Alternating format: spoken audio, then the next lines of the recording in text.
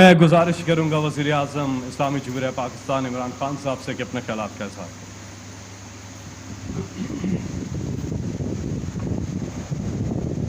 بسم اللہ الرحمن الرحیم۔ اپنے کرکٹرز کو بھی یہاں ویلکم کرتا ہوں، اور بینکرز کو خاص طور پہ، اور آج اسٹیٹ بینک گورنر آپ کو خاص میں خراج تحسین پیش کرتا ہوں، کیونکہ یہ میں بڑی دیر سے کوشش کر رہا تھا کہ کسی طرح ہم اپنے اوورسیز پاکستانیز کو ٹیپ کریں۔ میری یہ اب سے نہیں، میں 20 سال سے یہ کہہ رہا ہوں کہ ہمارا جو سب سے بڑا ایسٹ ہے وہ اوورسیز پاکستانی ہے، اور میرا انٹریکشن کرکٹ کی وجہ سے شروع سے تھا اوورسیز پاکستانی سے، لیکن پھر شوکت خانم کی جب میں نے فنڈ ریزنگ شروع کی تو سب سے زیادہ مجھے رسپانس اوورسیز پاکستانیز کا ملا، تو تب مجھے اندازہ ہوا کہ یہ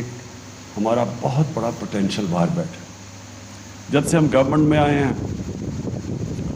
سب سے بڑا پرابلم کرنٹ اکاؤنٹ ڈیفیسٹ، کہ ہمارے پاس جو ڈالرز ملک کے اندر آ رہے ہیں وہ کم تھے، اور جو ڈالرز پاکستان سے باہر جا رہے تھے وہ بہت زیادہ تھے، تو بہت بڑا خسارہ تھا۔ ریکارڈ ڈیفیسٹ تھا کرنٹ اکاؤنٹ کا، 20 ارب ڈالر جو پاکستان کی تاریخ میں کسی بھی گورنمنٹ کو اس طرح کا ڈیفیسٹ نہیں ملا۔ تو اس کا جو بھی بینکرز سمجھتے ہیں اور جو ہمارے اکانومسٹ اور فائنانس منسٹر، سب کو پتہ ہے کہ اس کا سب سے بڑا جو امپیکٹ ہوتا ہے وہ کرنسی کے اوپر ہوتا ہے، اور جب کرنسی ڈی ویلیو ہوتی ہے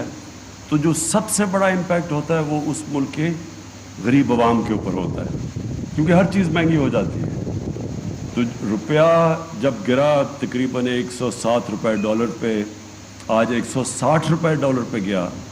تو جو بھی چیزیں پاکستان سے باہر سے امپورٹ ہوتی تھی،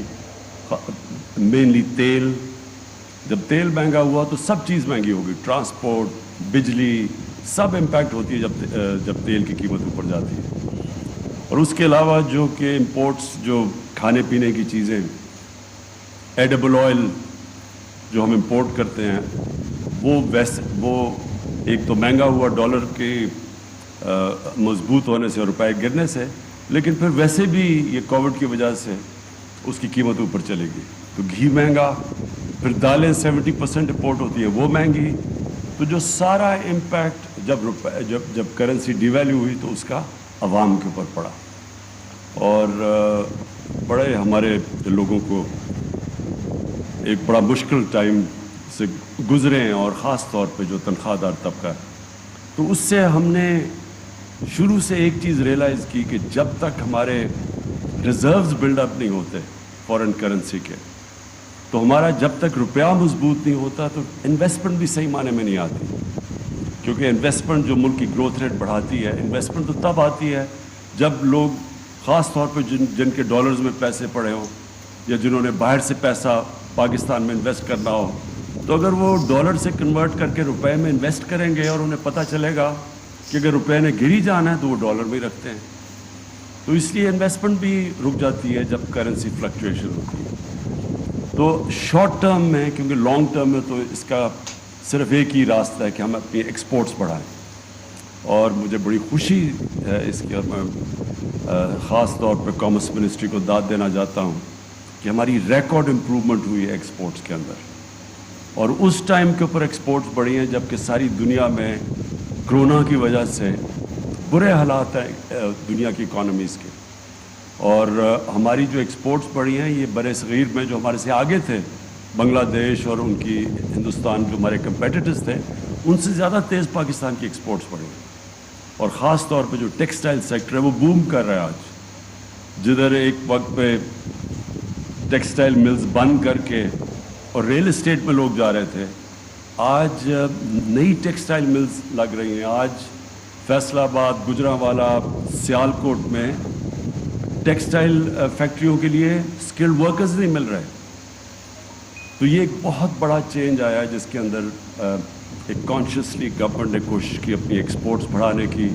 روپے کو سٹیبل رکھنے کی، اور روپے کو سٹیبل رکھنے میں یہ جو روشن ڈیجیٹل اکاؤنٹس کا جو انیشیٹو لیا اسٹیٹ بینک نے، میں خاص طور پہ آج اس لیے آپ کو رضا خراج تحسین پیش کرنا چاہتا ہوں کہ میں آتے ساتھ ہی پہلے دن سے شروع ہوا تھا کہ کسی طرح پاکستان اوورسیز پاکستانیز کو ٹیپ کرو، لیکن وہ ہم نئے آئے تھے، اتنی اور چیزیں تھیں، اور صحیح معنی میں ہم نے وہ مارکیٹ بھی نہیں کیا جب ہم نے شروع کیا یہ لیکن ابھی اس میں بہت بڑا پوٹینشیل باقی ہے. اور رضا آپ کو یہ جو بھی ہمارے اوورسیز پاکستانیز نے اپنی بڑی، سب نے چھوٹی چھوٹی باتیں کی، لیکن ہر نے کوئی نہ کوئی تجویز دی آپ کو، اور یہ آپ کا انٹریکشن بہت ضروری ہے ان کے ساتھ، کیونکہ یہ ہیں جو آپ کے سٹیک ہولڈرز ہیں، اور ان کی جو بھی چھوٹی چھوٹی رکاوٹیں ہوں آپ کے پاس سیل ہونا چاہیے اسٹیٹ بینک پہ، جس کی صرف اس وقت کانسنٹریشن ہونی چاہیے کہ ان کی ہر مسئلہ ان کا حل ہو. اور یہ جو چھوٹی چھوٹی آپ کو تجویزیں دیتے ہیں، اس سے جتنا آپ سہولت پیدا کریں گے اوورسیز پاکستانیز کے لیے، خاص طور پہ جو ہمارے ورکرز ہیں جن کے جو چاہتے ہیں آسانی سے اپنا پیسہ یا پاکستانی بینکس میں ریمٹ کر سکیں اس فیسلٹی کے ذریعے، ان کے لیے جتنی آپ آسانی پیدا کریں گے اتنی تیزی سے یہ ہمارے یہ جو اماؤنٹس بڑھیں گے. تو 88,000 ابھی آپ کے پاس بینک اکاؤنٹس ہوئے ہیں، 88,000، اور غالباً 90 ملکوں میں، 97 ملکوں میں. تو اگر اسی ریٹ پہ اگر ہم چلتے گئے تو مجھے سب سے بڑی خوشی یہ ہے کہ ہماری اسٹیبلٹی اپنی، کیونکہ ہم نے قرضے، ایک تو بوجھ اتنا قرضوں کا پڑا ہوا ہے، ہماری حکومت نے اب تک، حفیظ یہ مجھے کریکٹ کر دیں، کہ ہم نے ریکارڈ پاکستان کے قرضے واپس کیے ہیں. کبھی بھی پاکستان کی تاریخ میں کسی گورنمنٹ نے اتنے زیادہ قرضے واپس نہیں کیے. میں فورن لونز کی بات کر رہا ہوں. اب تک ہم $20 ارب 2.5 سالوں میں واپس کر چکے ہیں. ٹوٹل 6,000 ارب روپے قرضوں کی قسطیں دے بیٹھے ہیں ابھی تک. تو یہ بھی ایک میریکل ہے کہ آج اللہ کا شکر ہے کہ گورنمنٹ اتنے بڑے قرضے کے بوجھ کے باوجود سارے جو ہمارے اکنامک انڈیکیٹرز ہیں وہ پازیٹیو ہو گئے. یہ کوئی بھی نہیں ایکسپیکٹ کر. اور اس کے علاوہ کرونا کا چیلنج علیحدہ، جو کرونا سے ڈیوسٹیشن ہوئی ہے دنیا کے اندر. میں دیکھ رہا تھا کہ ہندوستان کی جو اکانومی ہے وہ 10% گری ہے، 10% مائنس میں گئی ہے. انگلینڈ کے اندر ان کو 300 سال میں سب سے زیادہ بڑی ریسیشن آج 300 سال کے بعد اتنی بڑی ریسیشن آئی ہے. اور ہم وہ اللہ کا خاص کرم ہے ہمارے ملک میں کہ اس کے باوجود کہ اتنے چیلنجز تھے، آج پاکستان کی اکانومی ایک پازیٹیو ڈائریکشن کی پر جا رہی ہے. اور یہ جو آج کی فنکشن ہے، میں پھر سے آپ کو سٹریس کرتا ہوں، یہ اس کے اوپر اب آپ کو نئی چیزیں سوچنی ہے، کس طرح آپ نے اٹریکٹ کرنا ہے. ایک تو ہیوی ایڈورٹائزنگ کیمپین، جتنی بھی ایک پلان قسم کی فوکسڈ ایڈورٹائزنگ کیمپین کریں گے اوورسیز پاکستانی میں، اتنی تیزی سے یا آپ کے اکاؤنٹس بڑھیں گے. کیونکہ ابھی بھی لوگوں کو پوری طرح اندازہ نہیں ہے اس کا. ابھی یہ میں دیکھ رہا تھا زیادہ تر تو لوگوں نے سوشل میڈیا سے پک کیا، لیکن الیکٹرانک میڈیا سے نہیں پک کیا. تو آپ کو ایک بڑی انوویٹیو الیکٹرانک میڈیا کی کیمپین کرنی پڑے گی. اور میں آخر میں اپنے بینکس کو ایک تو اس کے لیے جو ان کی ابھی تک جو ابھی ایوارڈز بھی دیے ہیں بینکس کو، ایک تو ان کو اس کے اوپر خراج تحسین پیش کرتا ہوں، کیونکہ بڑی بات ہے کہ ہمارے بینکس نے جو ہماری اب ویژن ہے اس ملک کی گروتھ ریٹ کے اوپر، اور یہ جو فیوچر ڈائریکشن ہے جس طرف ہم جا رہے ہیں، اس میں بینکس کا بہت بڑا رول ہے. میں یہ بھی دیکھ رہا تھا کہ بینک کے ریکارڈ پروفٹس بھی دیکھ رہا تھا، تو یہ بڑی اچھی چیز ہے. تو اب میں یہ امید لگا رہا ہوں کہ یہ پروفٹس آپ استعمال کریں گے اس اکانومی کا گرو کرنے کے لیے. یہ اکانومی جتنی گرو کرے گی اتنی بینکس کا بھی فائدہ ہے. تو میں اس پہ اس میں ایک ایڈورٹائزنگ کیمپین آپ کو کرنی چاہیے. اور اب تو ہے، پہلے تو یہ پاسبل نہیں تھا کہ اوورسیز پاکستانیز کے لیے کوئی ایڈورٹائزنگ کیمپین کر سکے. اب تو ساری چینلز کے اوورسیز آؤٹ ریچ ہو چکی ہے، اب تو بہت آسان ہے ان کو ریچ کرنا. تو ایک اچھی ایڈورٹائزنگ کیمپین آپ کو کرنی چاہیے، اور اس کا ایک بہت بڑا سارے ملک کو ہمیں فائدہ ہوگا. جتنے بھی یہ اب اکاؤنٹس بڑھتے رہے 88,000 سے جتنا بھی اوپر جائیں گے ملک کو فائدہ ہے. دوسرا 2 اور انیشیٹوز ہیں جس کے اندر مجھے پاکستان کے بینکس کی بہت ضرورت ہے. نمبر 1 جو ہماری نیاب پاکستان ہاؤسنگ ہے. ہمارا یہاں ابھی تک کوئی کانسیپٹ نہیں ہے مارگیج فائنینسنگ کی، اور اس کی وجہ بھی تھی کیونکہ ہمارا ایک پرابلم تھا فورکلوجر لاز کا، کہ لوگ بینکس کے پاس کوئی طریقہ نہیں تھا کہ اگر کوئی ڈیفالٹ کرتا ہے تو وہ اپنے ریٹریو کیسے کریں گے پیسے. وہ انڈرسٹینڈیبل ہے کیونکہ بینکس نے اپنے شیئر ہولڈرز کو جواب دینا ہوتا ہے. لیکن اب جو سچویشن ہے اس میں میں پھر سے آپ سے اس کی تاکید کروں گا کہ آپ نے پوری طرح اس کے اندر شرکت کرنی ہے، کیونکہ یہ ایک ہی چیز جو پاکستان کی گروتھ ریٹ اٹھا سکتی ہے.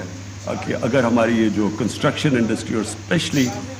افورڈیبل ہاؤسنگ کے اندر ایک دفعہ آپ کی کنٹریبیوشن ہو گئی اور بینکس نے پوری طرح اس کے اندر محنت سے وہی جو ہرڈلز آتے ہیں، چھوٹا آدمی جب بینک میں جاتا ہے تو اس کو جب قرضے کی ضرورت ہوتی ہے تو جتنا اس کے لیے آسانیاں پیدا کرتے رہیں. یہ ایک اتنی بڑا انیشیٹو ہے کہ ساری پاکستانی کی اکانومی کو بھی اٹھا دے گا، اور جو ایک ہر انسان کی خواب ہوتی ہے کہ میرا گھر ہو، اور یہاں کسی کے پاس بڑے چند لوگوں کے پاس ہے کیش دے کے تو گھر خرید سکتے ہیں. تو جو عام آدمی ہے، جو تنخواہ دار ہے، جو مزدور ہے، اس کے لیے بڑا امپورٹنٹ ہے کہ یہ ایک ہاؤسنگ کے اندر اگر بینک صحیح معنی میں اس میں کام کرے. اور میں دیکھ رہا ہوں میزان بینک کی میں دیکھ رہا تھا کنٹریبیوشن آپ کی وہ زیادہ تھی افورڈیبل ہاؤسنگ میں. اور دوسرا اسمال اور میڈیم انڈسٹری. یہ 2 چیزیں ہیں جو کہ پاکستان کی اکانومی کو اور گروتھ ریٹ کو کہاں سے کہاں لے جائیں گی، اور دونوں افیکٹ کرتی ہے نچلے طبقے کو، جس کے لیے آج تک ہماری گورنمنٹس نے کبھی بھی توجہ نہیں دی. ایلیٹسٹ ایک ایلیٹ کیپچر، ایک چھوٹے سے طبقے کے لیے ساری فیسلٹیز، باقی جو نیچے طبقہ ہے اس کے لیے ڈیوائڈ تھی ساری، کبھی کسی نے کوشش نہیں کی. تو اس لیے میں بینکس کو خاص طور پہ ان 2 ایریاز کے اندر، یہ تو ہے ہی روشن ڈیجیٹل، بٹ اس کے علاوہ بھی ان 2 ایریاز میں اسمال اور میڈیم انڈسٹری اور افورڈیبل ہاؤسنگ میں چاہوں گا پوری طرح، کیونکہ ابھی تک بینکس نے اس میں پارٹیسپیٹ نہیں کیا. تو یہ بڑا امپورٹنٹ ٹائم ہے، پاکستان کا ایک کروشل ٹائم ہے ہسٹری میں، کہ اگر ہم جس طرف اب ہم اپنا جو رخ چینج کر لیا، صحیح ڈائریکشن پہ لگ گئے ہیں، تو انشاءاللہ یہ اس ملک کو اس کے پوٹینشیل پہ لے کے جائے گا جو اب تک ہم نہیں پہنچ سکے. بہت بہت شکریہ.